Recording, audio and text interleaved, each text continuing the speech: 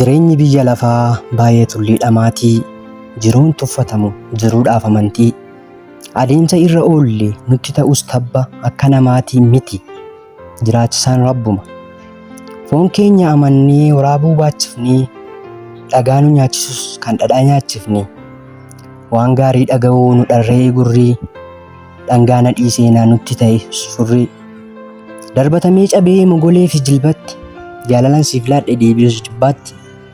Ormaaf osoo laadhuu gumbii kiyya banee, hamma natti yaadus qaamni koo naganee. Isan ga'uuf fiiguu rarra'ee galma koo, jibboo albee qarus dharra'ee qaama koo.